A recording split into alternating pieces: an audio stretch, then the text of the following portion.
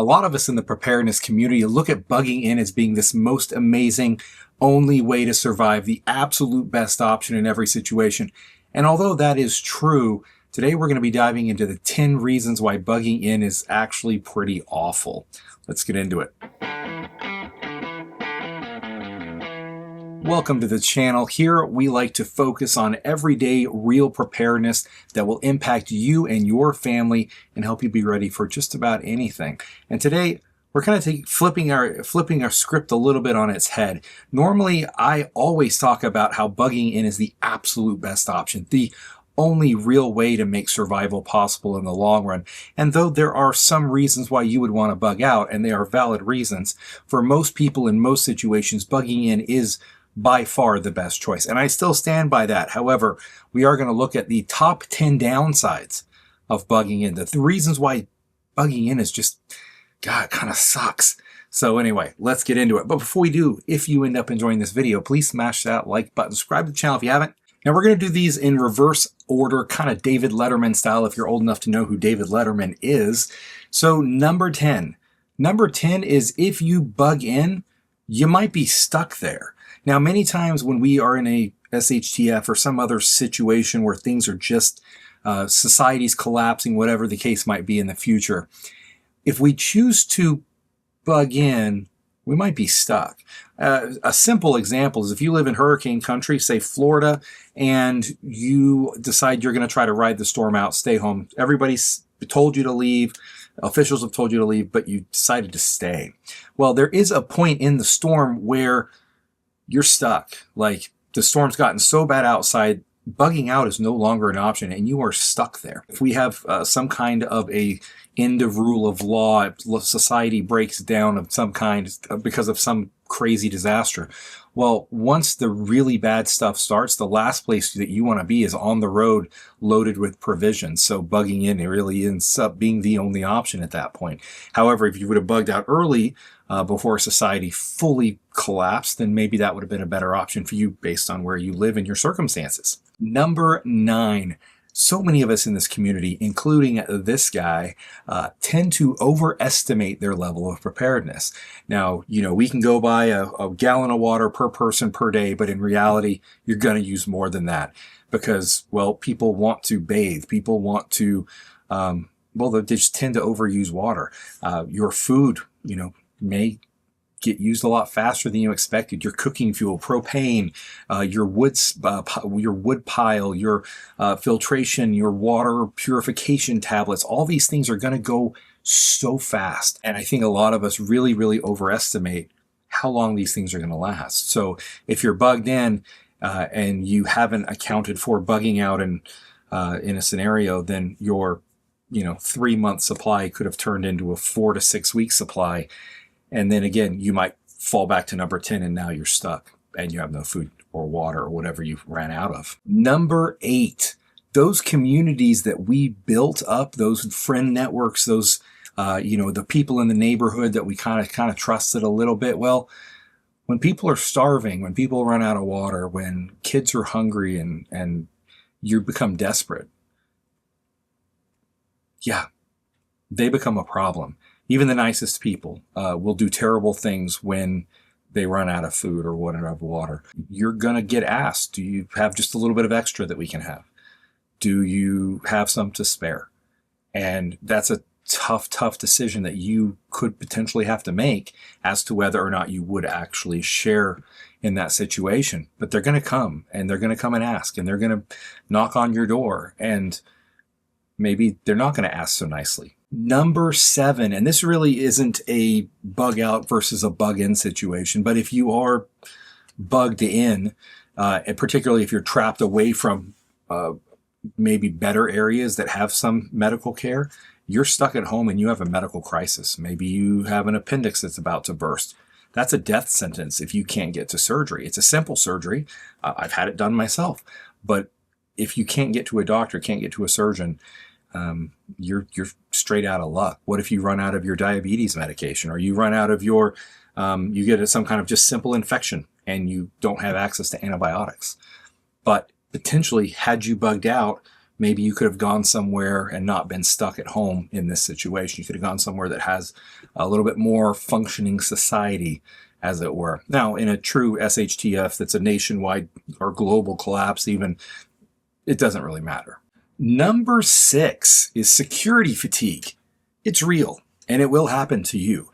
I don't care how vigilant you try to be, how on top of your security, your preps, whoever you have on sentry duty, whoever you have running guard duty, they're going to fall asleep on the job. It's hard to keep 24/7 security, even amongst professionals. And let's face it, you and your wife, your kids, your friends, not necessarily professionals. So you obviously want to have a good security plan. You want to be, running patrols, have people, on guard, etc. But at a certain point, constant awareness, it starts to fail. Day after day after day after day after day of having no issues causes people to become complacent. I don't care how much they are trying to do their best. It's just human nature. And well, frankly, running security day after day after day is exhausting. Number 5 is a killer, and that's lack of HVAC, of heating and air conditioning. If you live in South Texas near Houston and you lose AC in the summer, that can absolutely kill. And if you live up in anywhere cold, really, and you don't have heating, you're talking negative 20s, negative 40s, and you don't have any way to heat your home. That's a death sentence. So unless you've specifically prepared for very long-term sustainability in your heating and air conditioning, particularly your heating, that's the worst. I mean, more people freeze to death each year than die of heat stroke. We can get hot, we can sweat, and we can survive. But when the temperatures drop and you freeze to death, and you're freezing, there's just absolutely nothing to do for you if you haven't sufficiently prepared for it. Number 4 is honestly, it's pretty rough. And that is just the absolute mental fatigue and stress of being in this kind of situation. Let's face it, we have cushy lives right now. Most of us, at least in the United States, have cushy lives. I'll say that, at least for the US. And we aren't fighting tooth and nail for food. We're not fighting for survival every day.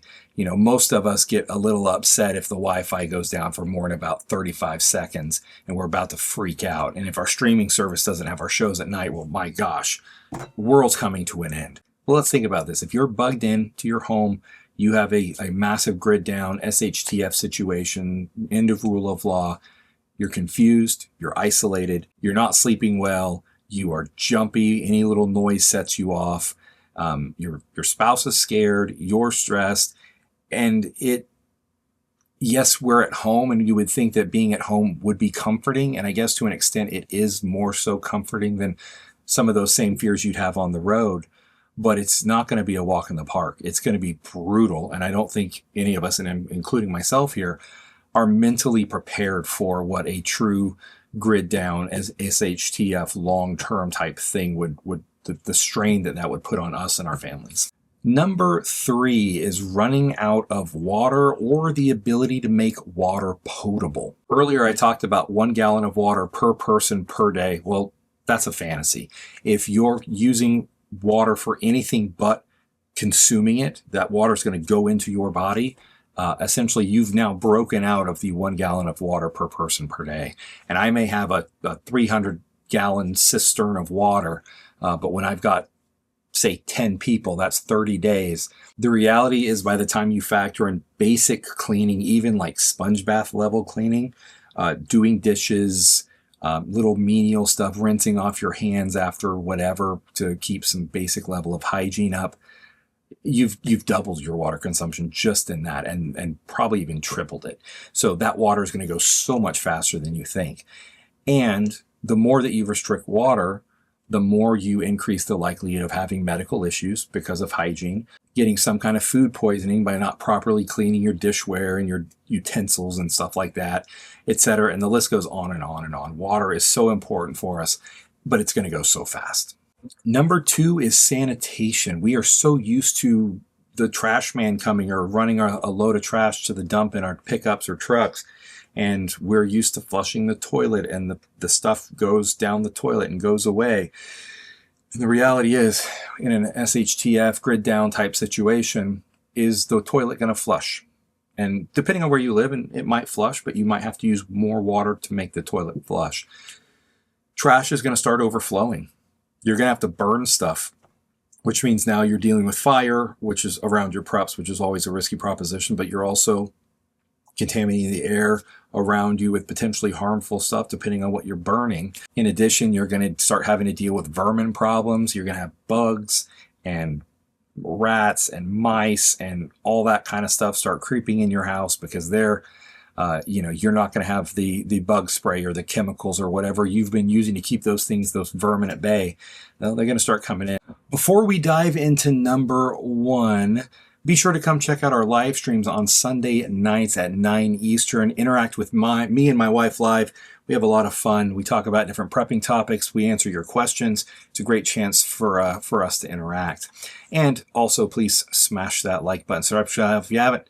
All the good YouTube stuff does really, really help us get the message out to help introduce people to prepping, 2A kind of content, EDC stuff, all that good stuff that we are into here on The One Row. Now, no more delays, no more distractions. Number one, well, let's face it. If you're bugging in and you're surviving, the longer this goes on, the more society degrades, the more that you and your family and your house, which are still in theory functioning, become a target.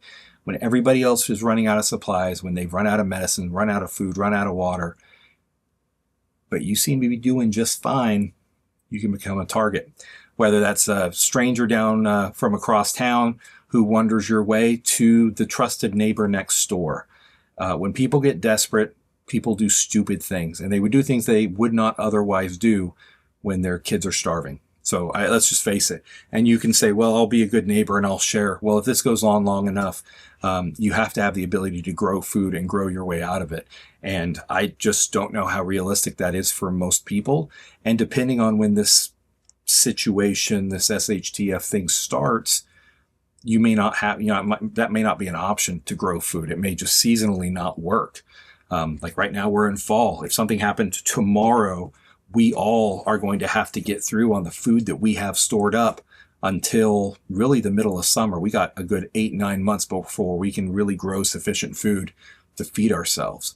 So there are exceptions depending on where you live. Potatoes, indoors, I get it. I mean, there's options. But are we ready for those to utilize those options? You have to make sure that everybody in your group is being very vigilant in things that are said and what you portray to the outside world. For example, the sound of your generator, lights in your home, all of these things really kind of point to you as a beacon in the darkness, literally. Anyway, those are the top 10 most terrible things about bugging in. And I know some of them apply to bugging out as well, but in reality, if you're bugging in, you're going to end up experiencing them. So anyway, hopefully you enjoyed the video. Hopefully it gave you some ideas for some things that you and your family can improve on starting now as we get into this holiday season, into the new year, things that you can focus on, spend money on, learn new skills so that you can overcome some of these 10 terrible things. Anyway, love y'all. See you next time.